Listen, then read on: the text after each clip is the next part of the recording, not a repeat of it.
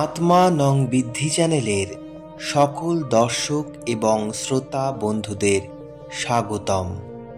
আজকে আমরা আলোচনা করব শ্রী শ্রী দশ মহাবিদ্যার তৃতীয় মহাবিদ্যা দেবী ষোড়শী সম্পর্কে। চতুর্দিকে অনন্ত জলরাশির মধ্যে ভাসছেন ব্রহ্মা ও বিষ্ণু। ব্রহ্মা ভাবছেন আমি ব্রহ্মাণ্ডের সর্বময় কর্তা, আবার বিষ্ণু ভাবছেন আমি সর্বময় কর্তা।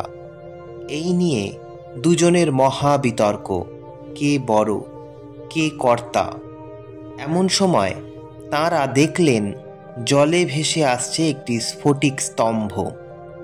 তাঁরা অবাক হয়ে দেখতে লাগলেন অপরূপ সেই স্তম্ভটির দিকে, কিন্তু চেয়ে চেয়ে তাঁরা সেই স্তম্ভের ঊর্ধ্বে অধে কি আছে এবং কোথায় তার শেষ আর কোথায় বা তার শুরু তা নির্ণয় করতে পারলেন না।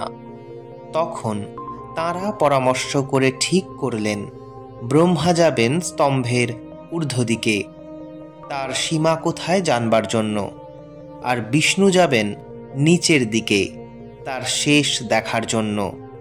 চললেন দুজনেই সন্ধানে। ব্রহ্মা ফিরে এসে বললেন তিনি শেষ পেয়েছেন এবং নানান বর্ণনাও দিলেন।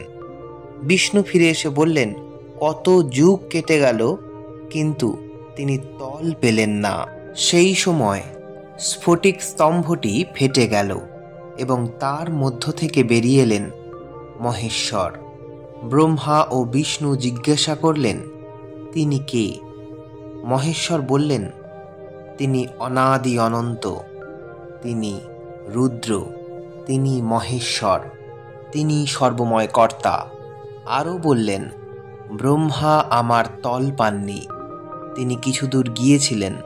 মহেশ্বরকে দেখে ব্রহ্মা ও বিষ্ণু অবাক হয়ে গেলেন। ধরা পড়ে গিয়ে ব্রহ্মা যেন কেমন কেমন বোধ করতে লাগলেন। এমন সময় দৈববাণী হলো বিমানে করে তোমরা আমার কাছে এসো। সবাই অবাক হয়ে দৈববাণী শুনলেন। তারপর বিমানে করে বহু ঊর্ধ্বে উঠে যেখানে এলেন সেখানকার ব্যাপার দেখে সকলের চক্ষু স্থির। তাঁদের দর্শন হলো এক দেবীর। এক সিংহাসনে দেবী বসে আছেন। সিংহাসনটি ধারণ করে রয়েছেন ব্রহ্মা, বিষ্ণু, মহেশ্বর ও সদাশিব। সে অপূর্ব মণিরত্ন খচিত স্বর্ণ সিংহাসনে শায়িত রয়েছেন মহাদেব শিব। তাঁর নাভি থেকে এক পদ্মের মৃণাল বেরিয়েছে, আর সেই মৃণালের উপর এক 10 পাপড়ি বিশিষ্ট বিরাট লাল পদ্ম। সেই পদ্মের উপর বসে রয়েছেন অনিন্দ্য সুন্দর এক দেবী। বিশ্বের সকল সৌন্দর্য, সকল ঐশ্বর্য দিয়েও সে রূপের এক কণাও তুলনা করা যায় না। দেবী চতুর্ভুজা। ডান দিকের উপর হাতে ধারণ করে রয়েছেন অঙ্কুশ ও নিচের হাতে তীর। বাম দিকের হাতে পাশ ও নিচের হাতে ধারণ করে রয়েছেন ধনু। কি অপূর্ব চন্দ্রের এক চন্দ্রমার জ্যোতির্মণ্ডলে তিনি জ্যোতির্ময়ী হয়ে রয়েছেন। তাঁর চতুর্দিকে গ্রহ, নক্ষত্র, তারা দল ও নীহারিকা ঘিরে ঘিরে নাচছে। আর দেখা গেল কত 7 দেবদেবী তাঁকে চামর দুলিয়ে ব্যজন করছেন। যতই দেখছেন ব্রহ্মা, বিষ্ণু ও মহেশ্বর, ততই হতবাক হয়ে পড়ছেন। বুঝে উঠতে পারছেন না এসবের তাৎপর্য কি। তাঁরাও মোহিত হয়ে দেবীকে ব্যজন করতে আরম্ভ করলেন। বুঝতে পারলেন তাঁদের সমগ্র ইচ্ছাশক্তি যেন হারিয়ে গেছে। ক্লীবত্ব প্রাপ্ত হয়ে মোহিত হয়ে সেরূপের সেবা ও সেরূপে নিজ সত্তা মিলিয়ে দেওয়াই যেন তাঁদের সার্থকতা। এই বোধে পরমানন্দে চামর দুলিয়ে যাচ্ছেন। বুঝলেন ইনি দেবী ষোড়শী।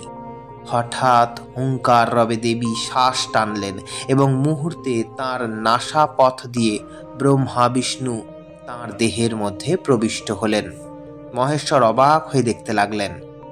দেবীর দেহ মধ্যে প্রবিষ্ট হয়ে ব্রহ্মা ও বিষ্ণু দেখলেন কত শত সহস্র ব্রহ্মাণ্ড, কত বিচিত্র ভাব ও রূপ। দেখলেন শত সহস্র ব্রহ্মাণ্ডে শত সহস্র ব্রহ্মা ও বিষ্ণু ও মহেশ্বর।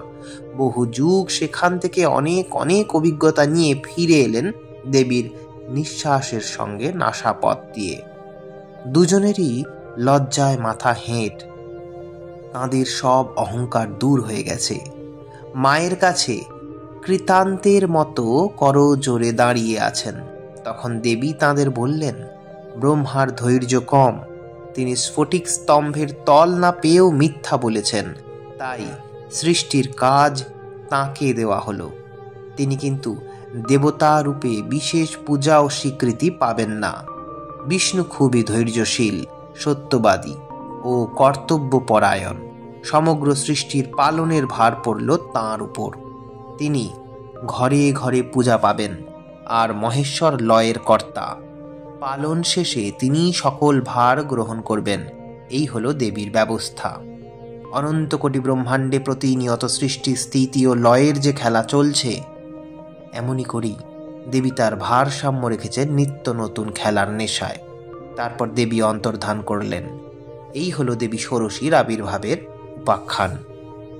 সৃষ্টির আদিকাল থেকে যে সৃষ্টি, স্থিতি ও লয়ের খেলা চলে আসছে, তারই কেন্দ্রীভূত ভাব এই ষোড়শী মূর্তি। নিরাকারে সাকারের প্রথম বুদ্বুদ ষোড়শী। ষোড়শী হল তেজস্তত্ত্ব বা রূপতত্ত্ব। অরূপের মাঝেই প্রথম রূপের প্রকাশ। তাই শিবের তেজ অংশ থেকে রূপ পরিগ্রহ করলেন রূপসী ষোড়শী।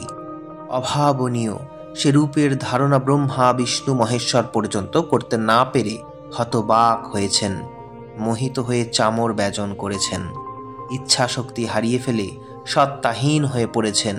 আর সেই কারণেই ব্রহ্মা, বিষ্ণু, মহেশ্বর তাঁর আদেশ শিরোধার্য করে আজও সৃষ্টি, স্থিতি, লয়ের দায়িত্ব পালন করে চলেছেন অক্ষরে অক্ষরে একনিষ্ঠভাবে।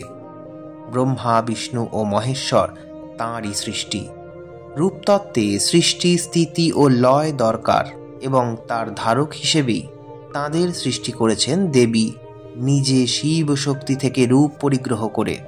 তাই তাঁরা দেবীর কাছে গিয়ে দেখেছিলেন যে তাঁরা আগেভাগেই তাঁর ইচ্ছাধীন হয়ে আছেন, এবং প্রমাণস্বরূপ দেখেছিলেন যে তাঁদের অজ্ঞাতসারেই তাঁরা দেবীর সিংহাসন ধারণ করে রয়েছেন।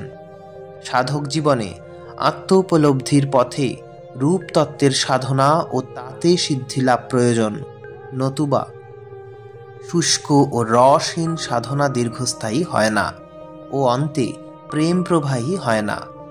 সাধকের জীবনে গুরু হলেন তার ব্রহ্মা, বিষ্ণু ও মহেশ্বর, আর ষোড়শী হলেন তার আত্মরূপ।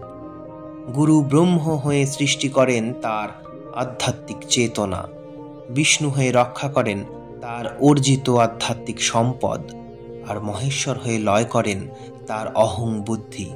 আর তখনই সাধক হয় আত্মস্থ এবং রূপতত্ত্বে পৌঁছে হয় ষোড়শী।